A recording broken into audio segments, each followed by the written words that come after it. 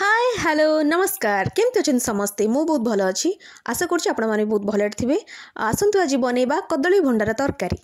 मुझे आसी कदली गचर कदली भंडा एवं माने ता भितर थी जो व्हाइट कलर गोटे देखिए आपड़ जिते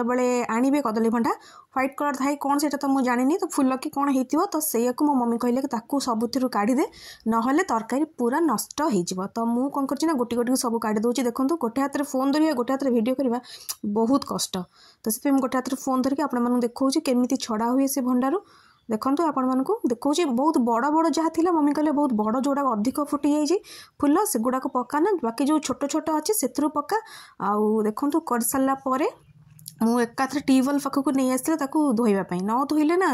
माने देह सारा कौच सारा माने बहुत सारा बाली लगी कहीं तले थोड़ा ना तो बहुत सारा बाली लगी मुझे कुंडे पानी मारिदेली ट्यूबवेल आमर तो मटर फटर ना सो देखु एबे पूरा क्लीन करदेली एबे मु नहीं जाऊँगी रोसई घर को बनइबा तरकारी तापरे मुआको छोट छोट कर काटिदेवी मम्मी कहते कुला पकई काटापी मुझे ही काटिदी देखो ये मसला रेडी आउ ये मम्मी रोसई कर देखे पार्ली से सीझा होता प्रथम ना कषा लगे तो कष पानी बाहर सारापर सीझे सारापर ही आपड़ तरकारी बनइबे देखो ये आलू आउ कदली भंडा को मम्मी कौन आउ सारू भी पड़ता पकईकि भाजीदे तेल तापर मसला देकी कषिदेवे तरकारी एक्चुअली डाली होता ना से मम्मी कहले तरकारी बेस रखेबानी तो टिके एमती कषाड़िया रखीदब भल लगे बहुत टेस्टी थी आपण मैंने भी ट्राए करूँ खातु देखूँ मुझे पूरा रेडी ये खायापी पलि आसी भात डालमा